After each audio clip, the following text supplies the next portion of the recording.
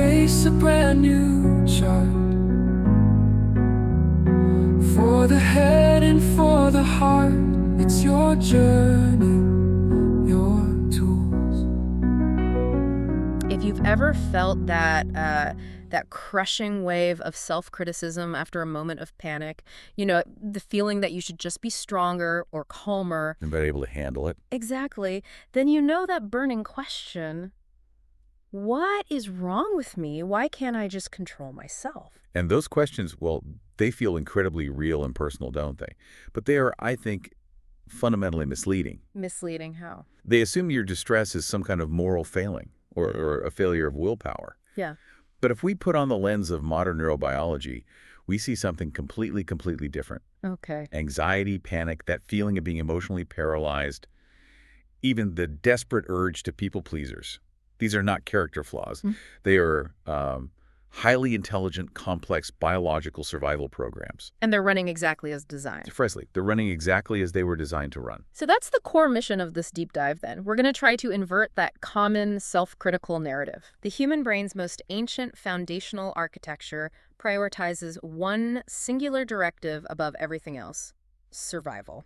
Survival, full stop. And when we feel distressed, it just means that ancient survival system, well, it's been tripped. That whole function is managed by a constant subcortical surveillance network. It operates entirely beneath your conscious awareness. It's regulating heart rate, digestion, breathing. It's the silent partner in your body. It's the autonomic nervous system, or the ANS. So when we experience what we call modern distress, that system is simply ringing a very old, very loud alarm. So the correct question moving forward in this deep dive is not, why am I broken? No. It's, what is my body detecting right now? What is it trying to protect me from? Because we are living with what researchers call the evolutionary mismatch. Exactly. Our hardware, the biological mechanisms that were designed for an immediate physical threat, like running from a predator on the savannah. A saber-toothed tiger, right? Yeah. The classic example. The classic example. That Paleolithic hardware is now grappling with, well, abstract, chronic, digital, high-stress modern threats. The system itself is operating perfectly. But the context is broken. The context in which it operates is profoundly broken. That's the critical piece, isn't it? You can't physically run from anxiety about your mortgage. We can't. Or, fight the pressure of your inbox. So the system mobilizes all this energy for a physical fight or flight that never actually happens. And that energy gets trapped. It becomes trapped in the system, and it vibrates as this chronic, low-grade anxiety that so many of us feel. So our plan today is a full system diagnostic. I like that, a diagnostic. We'll start with the physical infrastructure, the brain's hardware, specifically the HPA axis and the amygdala. And then we're going to dive deep into the essential update to this entire model, polyvagal theory. It's what maps the full range of defensive responses from fighting to total collapse. And finally, we'll connect these physiological survival states directly to your relational life. How they dictate your attachment patterns and determine whether you can successfully navigate conflict or if you just get emotionally flooded. Get ready to shift your perspective entirely. Okay, let's unpack the actual hardware that makes this alarm system ring. Let's do it. So, to understand the alarm, we have to start at the foundational level with the autonomic nervous system, the ANS. Right. This is the body's master regulator, the ultimate silent manager that keeps all your essential functions running without you having to think about them. And thank goodness for that. Imagine the cognitive load if we had to consciously manage our own heartbeat. I can't even imagine. So it's truly the unconscious control center. It is. It determines how fast your heart beats, how much acid is in your stomach, your respiratory rate, whether you're ready to sprint or ready to sleep. And for a long time, historically, we simplified this. Yeah. For much of the 20th century, yeah.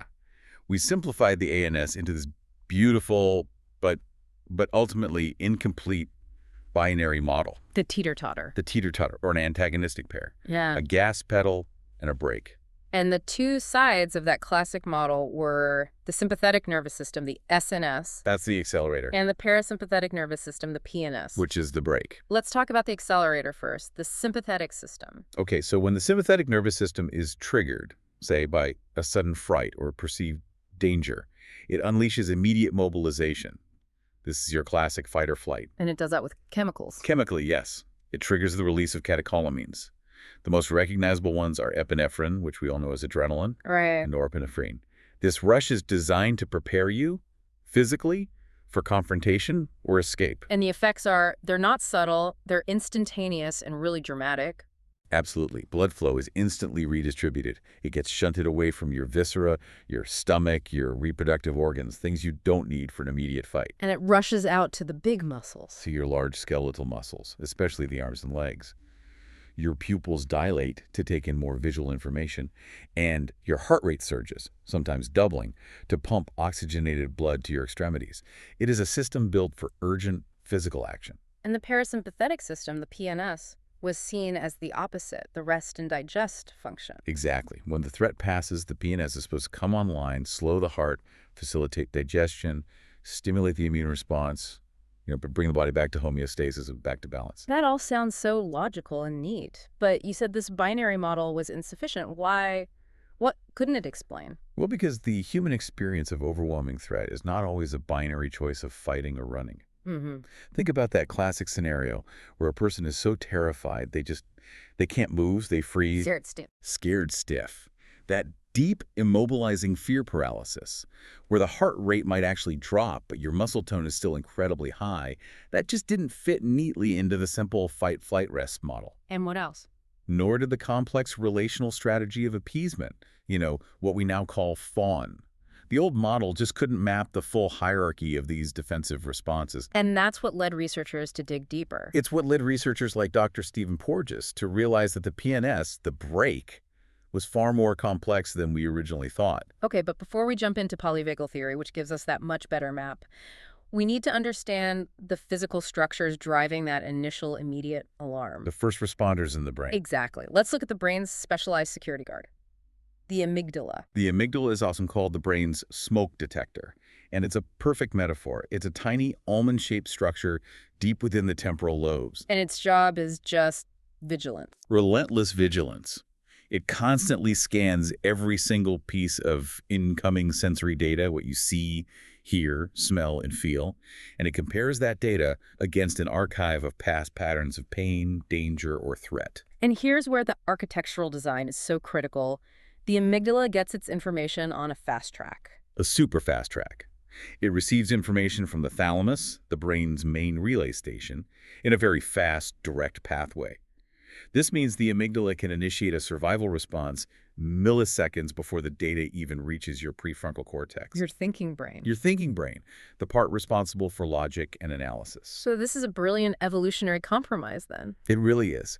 We are designed to jump back immediately from something that looks like a snake, even before we cognitively confirm it is a snake. You act first. You act first, and only then does the thinking brain come online and say, wait a minute, that was just a piece of coiled hose. If we waited for the visual cortex to analyze all the data, We might be too late. we might be too late. But, as you pointed out earlier, this speed, it comes at a cost. And the cost is accuracy. The amygdala is overwhelmingly biased toward caution. It is programmed to err on the side of a false alarm, the stick that makes you panic, Right. rather than the devastating cost of missing a real threat, the snake you ignore. And this inherent bias is, this is the root of so much of what we call anxiety. It's the neurobiological root of chronic anxiety and many stress disorders. In someone who has experienced chronic stress or trauma, that smoke detector becomes hypersensitized. It starts perceiving very minor ambiguous stressors, a vague text message, a slightly raised voice, an unanticipated noise, as if they were mortal, life-threatening emergencies. It can't tell the difference in scale. It can't. This is the constant state of hypervigilance that defines PTSD or generalized anxiety disorder. The alarm is screaming fire when all there is a little bit of burnt toast. Okay, so the amygdala detects the threat, sounds the alarm. What's the next stage in this beautifully complicated defense mechanism? The next stage is the stress hormone cascade, and that's managed by the HPA axis. The hypothalamic pituitary adrenal axis. Right. Think of this as the body's emergency command chain. It's what links the nervous system to the hormonal system. So the amygdala alarms the hypothalamus, Which is the command center in the brain. the ultimate command center for survival functions, yeah. And this communication, it happens through a really rapid sequential release of chemicals. A chain letter, basically. Yeah. The hypothalamus releases corticotropin-releasing hormone, CRH. That's the first messenger. Okay. Right. Then the pituitary gland, which is alerted by the CRH, secretes adrenocorticotropic hormone, or ACTH. Which is a mouthful. It is. We can simplify this for the listener.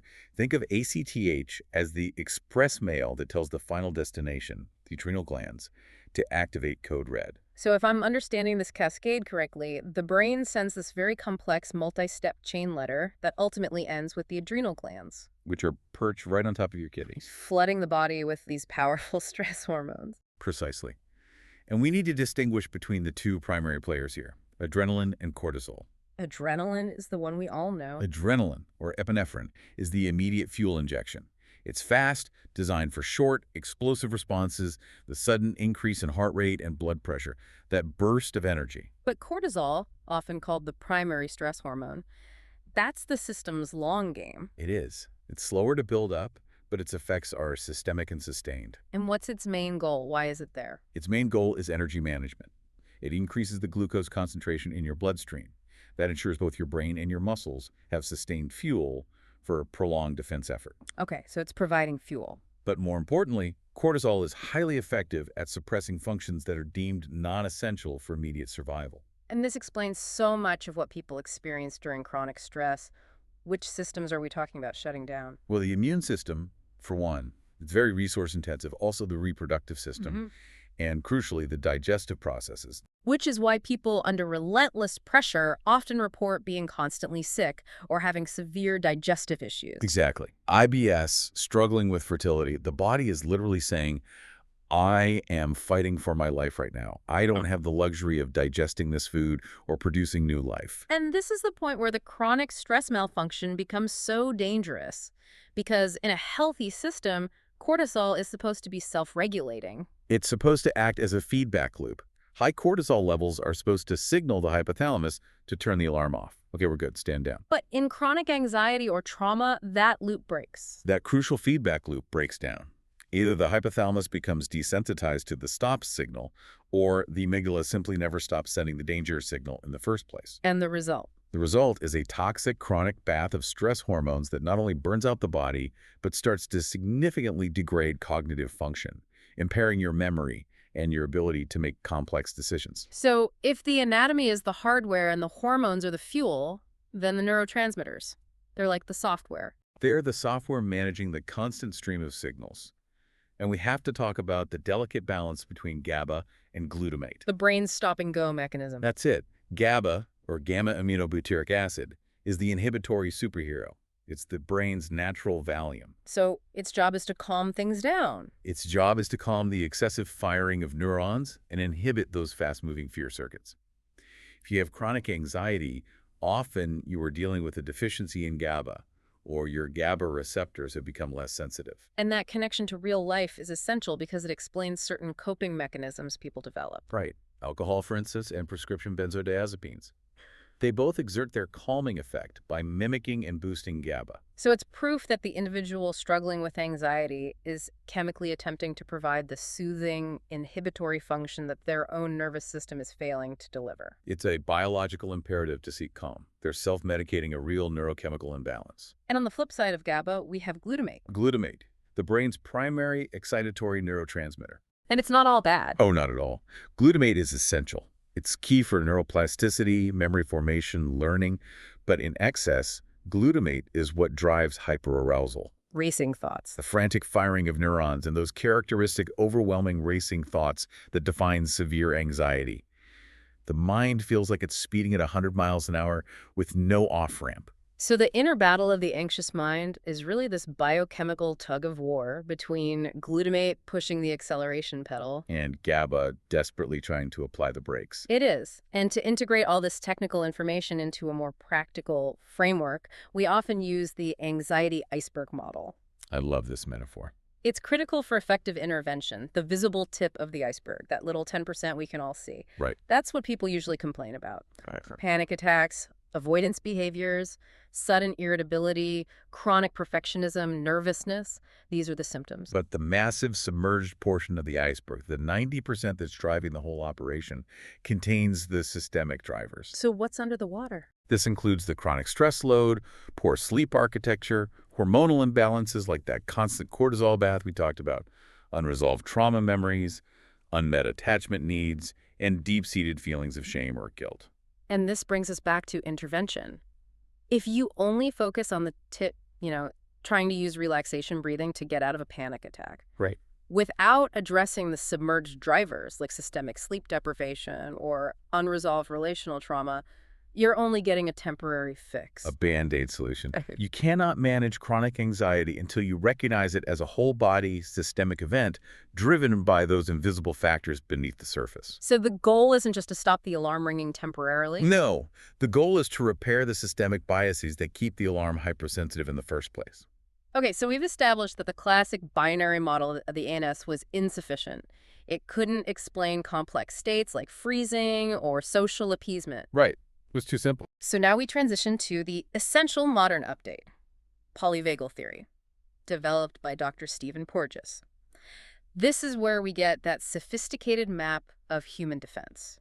This is truly revolutionary. I mean, it changed everything because it recognizes that the parasympathetic nervous system is not a single unit. It's not just the brake. Not at all.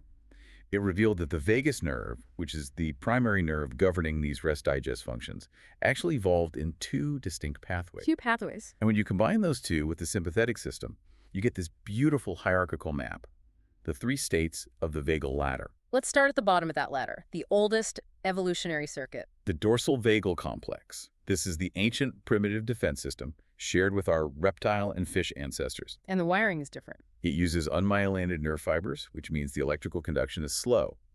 And that's relevant because the response itself is a profound slowing down. And where does it connect? It primarily innervates the visceral organs below the diaphragm, the stomach, the intestines. And its function under overwhelming, inescapable threat is total immobilization.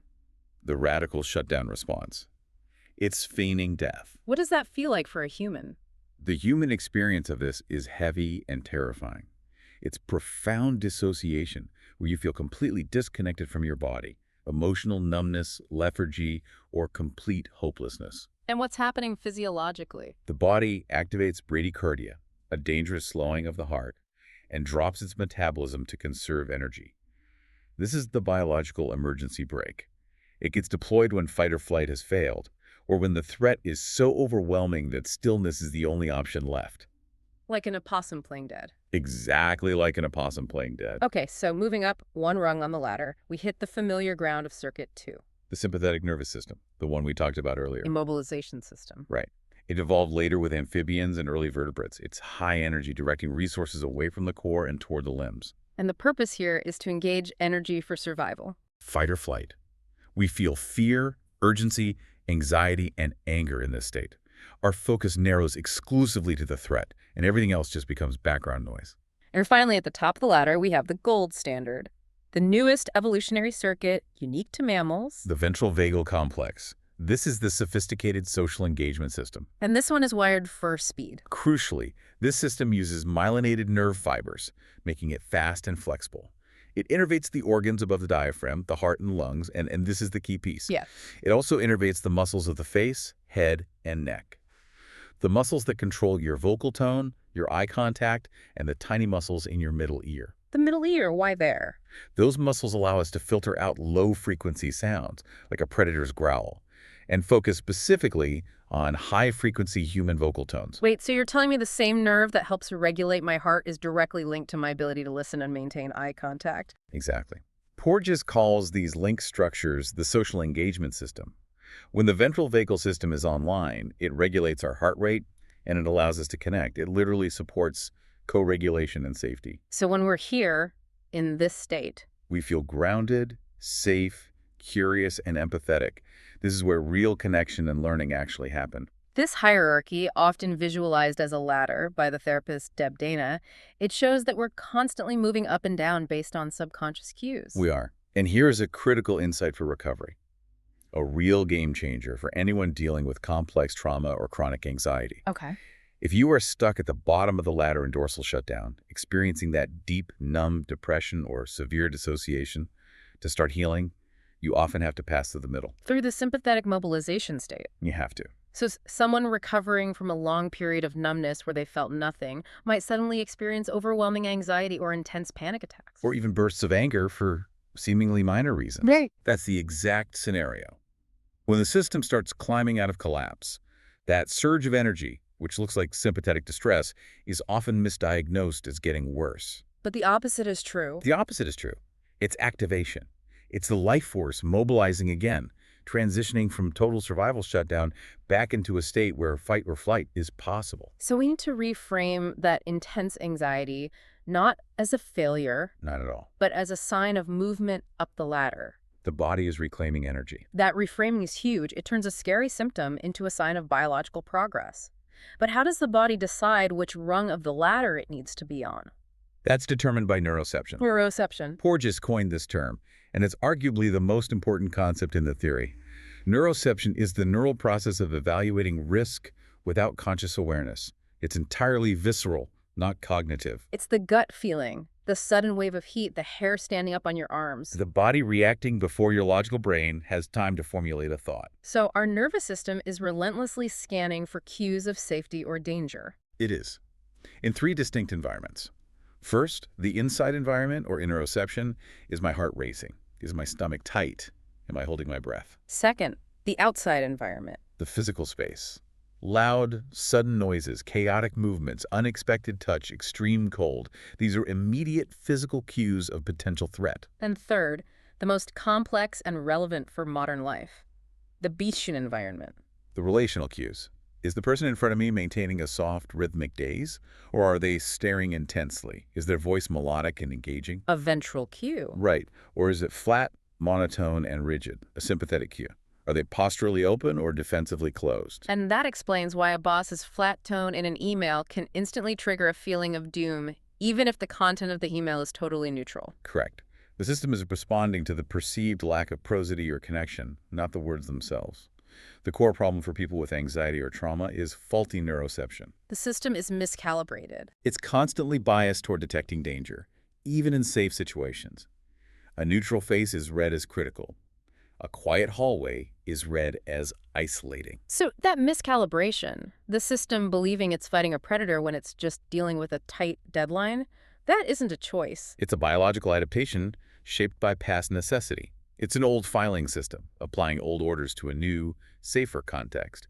And the pathway to healing is updating that filing system, teaching the body new, safer patterns. And this brings us back to the power of that ventral vagal system and its measurable mechanism, the vagal brake. The vagal brake is exactly what it sounds like. The myelinated vagus nerve actively puts a brake on the heart's natural pacemaker. So without it, our hearts would just beat faster all the time. If the brake weren't applied, the human heart would beat naturally around 100 to 110 beats per minute. The vagus nerve is constantly slowing it down. And the genius of the system is its flexibility. Yes. When you need to mobilize quickly, you stand up, you hear a loud noise, you start speaking in public. The system doesn't need to flood you with adrenaline immediately. It just needs to release the brake slightly. And the heart rate climbs to meet the demand. It rapidly climbs. And that flexibility, the system's ability to rapidly release and re-engage the vagal brake, is what we measure as heart rate variability, or HRV. This is a critical biomarker of resilience. We're not talking about heart rate itself, No. but the variability in time between heartbeats. High HRV indicates a highly flexible, resilient nervous system. The system can adapt to sudden stress, handle the demand, and recover quickly. And low HRV. Low HRV, conversely, is a biomarker for chronic stress vulnerability. It means the system is rigid, sluggish, and often stuck off in sympathetic dominance. It suggests chronic inflammation, vulnerability to disease, and difficulty achieving that ventral vagal state of safety. This is why simple techniques like deep rhythmic breathing have such a profound physiological effect. It's not just some new age relaxation trick. Absolutely not. It's a biological intervention. When you engage in a long, slow exhalation, especially a ratio of 4 seconds in, 6 or 8 seconds out, you manually stimulate the vagal brake. You're hacking the system. You're activating the vagus nerve, which immediately sends a signal to your brainstem. The threat is over. We are safe enough to rest and digest.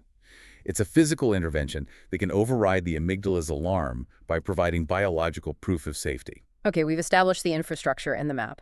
Now let's detail the full spectrum of defensive strategies. The different tools in the survival toolkit. These 5 responses, fight, flight, freeze, shut down, and fawn, They aren't random reactions, are they? Not at all. They are predictable, patterned biological programs activated sequentially as the perceived threat escalates.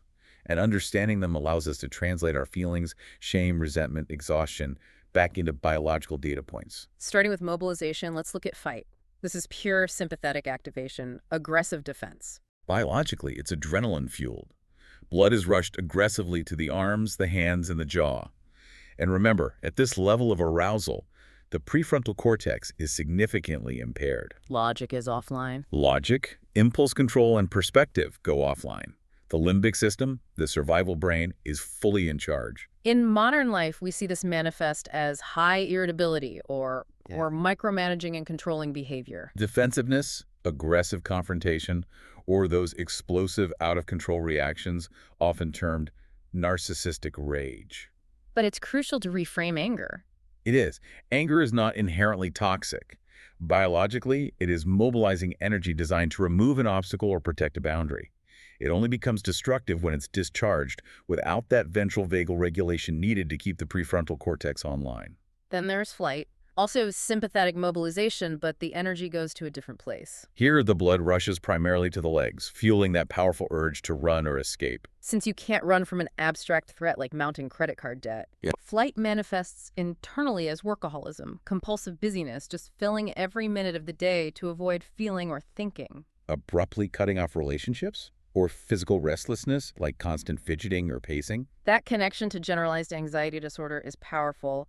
GAD is the trapped flight response. Yes. Your body is perpetually mobilized to run, but since the threat is abstract and internal, that physical energy has nowhere to go. It's kinetic energy trapped in a stationary body. And that generates that constant buzzing anxiety. The anxiety is the sound of the engine perpetually revving. Now we move to the immobilization responses, and we must make a very precise clinical distinction between freeze and the deeper shutdown. This is critical. Freeze is what we call a mixed state. Imagine pressing the gas pedal. Sympathetic mobilization. And the brake. Vagal immobilization. Simultaneously. The body is highly tense, rigid, and ready to spring into action. It is not a passive state. The phenomenology is attentive immobility. The deer caught in the headlights. Exactly. The person is scared stiff, hyper-alert, jaw clenched, eyes wide, primed for explosive movement the instant a path to escape opens. And this state is metabolically exhausting. Incredibly so. It's like revving a powerful car engine while standing hard on the brake. This explains why people who experience chronic, high-level anxiety or trauma-related hypervigilance often report profound, unshakable physical exhaustion, even if they haven't done anything physically taxing all day. The other deeper state is tonic immobility or shutdown. This is pure primitive collapse. Driven exclusively by the dorsal vagal system, the bottom rung of the ladder. This is characterized by a loss of muscle tone flaccidity. The system has decided the threat is utterly inescapable. And the only remaining survival strategy is to conserve energy and numb pain. Yes. This is where we see deep dissociation, profound analgesia, the feeling of leaving the body or feeling utterly unable to move. It's often seen in overwhelming trauma where the body is, biologically, preparing for death. So if the distinction is key, freeze is rigid tension, high energy, ready to bolt. And shutdown is limp, numb, total collapse. That's a very clear way to put it. One is stalled, the other is collapsed. Finally, we have to look at fawn, the relational strategy that is so easily overlooked because it often presents as exaggerated politeness or helpfulness. Fawn, as identified by Pete Walker, is fundamentally a relational survival program. It's aimed at securing safety by appeasing the perceived threat. And this is another highly sophisticated mixed state. It is. The individual recruits the high-level social cues of the ventral vagal system, the smiling, the nodding, the agreeable vocal tone. All the tools of connection. But the entire effort is driven by underlying sympathetic fear energy. It is mobilization to appease. They are using tools of connection to execute a strategy of defense. And this has deep evolutionary roots. Appeasement gestures are common in mammalian hierarchies. A submissive smile signals to a dominant figure. I am not a threat. Please do not hurt me. And in modern life, this manifests as chronic people-pleasing. Inability to articulate one's own needs, codependency, and crucially, taking over responsibility for the emotional states of others. If a partner is angry, the fawn response immediately dictates, I must fix this because their anger means I am unsafe. This pattern is incredibly common in complex PTSD, especially among those raised by volatile, critical, or narcissistic parents. The child learns a simple, brutal equation. If I can successfully anticipate and manage your mood, I can prevent myself from being hurt. And the profound trap of the fawn response is the complete disconnection from the self. You sacrifice your authentic feelings, your boundaries, your gut instincts, your interoception to maintain the illusion of external safety. This eventually leads to deep resentment, emotional burnout, and a terrifying loss of identity. So now we connect these autonomic states directly to relationships. This is where it all comes home. We are obligate social mammals.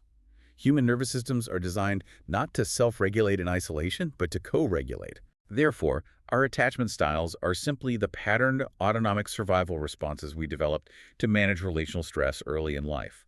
So an insecure attachment isn't a personality flaw. It's a physiological strategy for survival in an unpredictable environment. That's the paradigm shift. Let's look at the 4 styles through the vagal ladder lens. Secure attachment is anchored in the ventral vagal state. These individuals have a wide window of tolerance. Right. They can experience high sympathetic arousal, a big disagreement, or a period of distance, and still maintain that ventral vagal anchor. They trust that repair is possible, and their system is flexible. They have high vagal tone. Now contrast that with anxious preoccupied attachment. This is a chronic sympathetic bias, a hyperactivating strategy. Their system is constantly on high alert, vigilant for any cue of abandonment or threat to the bond. So distance, silence, or a delayed text message instantly triggers sympathetic panic. And their typical behavior is protest, pursuit, or the fawn response. They struggle immensely to soothe themselves and rely heavily on the partner's presence for regulation. Their neuroception reads any relational distance as an existential danger cue. Then we have dismissive avoidant attachment. This often carries a dorsal bias or a flight strategy. For them, intimacy and emotional intensity are the threats. These things trigger a fear of engulfment, of control, of loss of self. So their strategy is a deactivating response. They withdraw, retreat to screens or tasks, stonewall, or minimize feelings. This is a protective flight into autonomy. They neurocept intimacy itself, the very thing the anxious partner craves, as dangerous or suffocating. And finally, disorganized or fearful avoidant attachment, the most complex and chaotic. This usually stems from early life where the caregiver was both the source of connection and the source of fear. The survival mechanism is caught in a biological paradox, So they desperately chase connection. a sympathetic pursuit. But the moment they achieve intimacy, the system triggers a memory of danger, and they initiate a terrifying dorsal withdrawal or emotional collapse. There is no organized strategy for safety because the source of safety is also the source of terror. These patterns demonstrate why co-regulation is the biological antidote to dysregulation. Absolutely. A calm, regulated person in a ventral vagal state can literally settle a partner who is in sympathetic panic or dorsal collapse. How does that biological settling happen? Is it just being nice to them? It's deeper than that. It's through mirror neurons and resonance.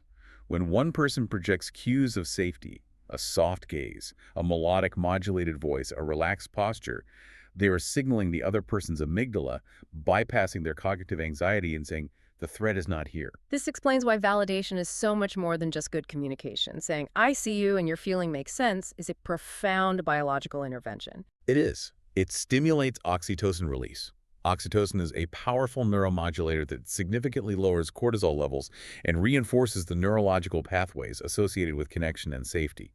You are chemically proving to their system that connection is possible without threat. And conversely, that also explains why anxiety is so contagious. Yes. When we are dysregulated, our flat faces, tense bodies, and monotone voices send off alarm bells that trigger a defense response in others, rapidly escalating the tension in a room. The ultimate test of this entire system is conflict.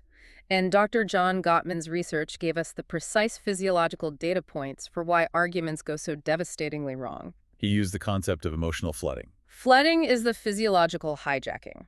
Gottman's data showed the critical tipping point, when a person's heart rate exceeds approximately 100 beats per minute during a conflict. Or significantly above their established resting baseline. At this 100-plus BPM threshold, the vagal brake is completely lost. And you have a massive surge of adrenaline and cortisol. Crucially, blood flow is diverted away from the prefrontal cortex, the seat of complex thought, empathy, perspective-taking, and impulse control, and rushed entirely to the limbic system, the survival core. So if I'm hearing you correctly, once someone is flooded, they are biologically and physically incapable of rational thought. Or empathy, or constructive resolution. They are in a pure survival state. You are no longer talking to your thinking, rational partner. You are arguing with their protective, panicked, limbic brain. They aren't hearing your words. They are only registering attack and danger. This is why arguments spiral so rapidly out of control. Gottman identified the four horsemen: criticism, defensiveness, contempt, and stonewalling as predictive of relationship demise. We can now reinterpret these as observable manifestations of survival states. We can.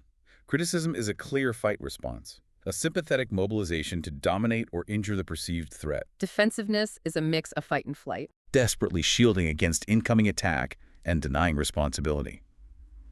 Contempt, the eye-rolling, the sarcasm, the mockery, is the most destructive, fueled by anger and disgust, an attempt to establish moral superiority. And then there is stonewalling, the withdrawing, the sudden silence. This often looks like indifference or manipulation, but the physiological monitoring tells a very different story. The stonewaller is often the most flooded person in the room. Their heart rate is sky high, sometimes peaking, while they remain completely motionless. So that silence isn't an attack. That silence is a biological containment strategy, a primitive dorsal shutdown initiated to numb overwhelming sensory input and prevent total emotional collapse. It is a desperate self-preservation measure, not a punishment. Understanding this physiology is the absolute key to successful repair and what Gottman calls fair fighting. You have to prioritize signaling safety over winning the point. And that starts with the gentle startup. You cannot begin a sensitive conversation with an accusation like, "You are so irresponsible." That instantly triggers the partner's amygdala. You start with, "I feel worried when," or "I need to talk about my perspective." That small shift keeps the ventral vagal brake engaged long enough for both systems to stay in that social engagement zone. It does. But the most critical biological intervention is the strategic timeout. Once flooding occurs, once that heart rate hits 100, talking must stop immediately. This is non-negotiable science. It is. The body requires a minimum of 20 minutes, that is 20 minutes, to metabolize the surge of stress hormones and bring the prefrontal cortex back online. 20 minutes. That feels like a lifetime when you're in the middle of an argument. It does. What are people physically supposed to be doing during those 20 minutes? Just staring at a wall? Ideally, they need to separate and engage in self-soothing activities that are not thinking about the argument. Yeah. You cannot regulate while you are still analyzing the conflict. So no replaying the fight in your head? No. Deep, slow breathing, walking, listening to calming music, or reading a non-stressful book. The key is to disengage the limbic system and allow that hormonal tide to recede. So if you attempt to resume the conversation at the 10-minute mark, your partner is still physically incapable of empathy or logic. You are literally negotiating with a brain that is still running the fight-or-flight program. You cannot negotiate your way out of a limbic hijack. You have to honor the physiological need for reset. Failure to take that time out is a guarantee that the conflict will escalate. Or cycle back to the same painful place because neither person has the biological capacity for repair. We've covered a massive amount of ground, moving from the microscopic world of neurotransmitters to the complex dynamics of attachment and conflict. The overarching conclusion here is powerfully depathologizing.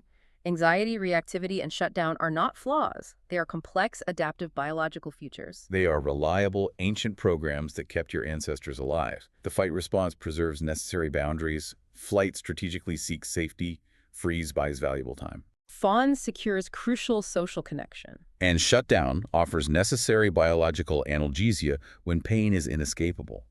We carry these fiercely protective mechanisms within us. They are a feature, not a flaw. The distress we feel is the friction created by the evolutionary mismatch.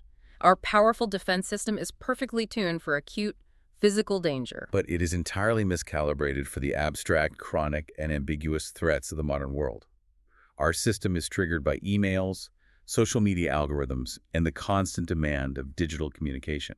And we have to remember the amygdala's perspective. Yes. Exclusion from the tribe, social rejection, professional failure, is registered as a mortal threat because for 99% of human history, social exclusion meant death. So our alarm systems are ringing constantly because our brain perceives the modern environment as fundamentally, chronically unsafe. They are. The path forward, then, is not to try and silence the alarm with shame or willpower. It's about becoming fluent in its language. It's about befriending the nervous system, learning to identify which rung of the ladder you are on and actively seeking cues of safety. We shift our perspective entirely. We move from what is wrong with me to how can I help my body feel safe right now? By adopting this stewardship, we move from being victims of our own biology to becoming informed, active managers of it. The challenge is recognizing our current physiological state and actively cultivating glimmers, those micro-cues of safety, to gently retrain the amygdala. And climb the ladder back toward connection. So, as you engage with the world this week, the final provocative thought for you to explore is this. During your next minor stressor, a frustrating phone call, a critical comment from a coworker, or even just feeling overwhelmed by the news, pay hyper-specific attention not just to your thoughts, but to your bodily sensations. Use your interoception. Observe where the energy lands. Do you feel heat in your jaw and a tightening in your chest, a drive to argue or control? That's fight. Are your legs restless, prompting an urge to escape the room and scroll your phone? That's flight. Do you feel a sudden, heavy wave of numbness or distance where your thoughts slow down? Or are you automatically smiling, apologizing, and taking over responsibility even when you did nothing wrong? That's fun. Identifying where you land on that ladder is the first, most conscious step toward taking command of your biology and consciously choosing safety over mere survival. Thank you for joining us on The Deep Dive. Your tools. It's the strength to build anew. It's the light to guide you through. It's the choice to find your way. Starting here, starting today. So, if you take just one thing away from today's episode, I want it to be this. Your anxiety is not proof that you are broken. It is simply proof that your body is trying to protect you. It might be protecting you a little too enthusiastically right now, like a smoke alarm going off just because you made toast, but the mechanism itself is working exactly as it was designed to. For this week, I don't want you to try and fix your anxiety. I just want you to notice it.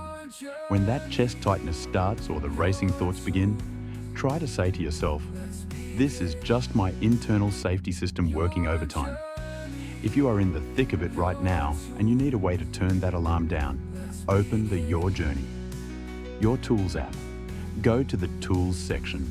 We have a guided box breathing tool there that communicates directly with your vagus nerve to let your body know you are safe. Next time, we are going to tackle the voice that usually follows the anxiety, that harsh, nagging narrator in your head. Join me for episode 2, Silence the Inner Critic. Until then, be gentle with yourself. You're doing better than you think. I'll catch you on your journey.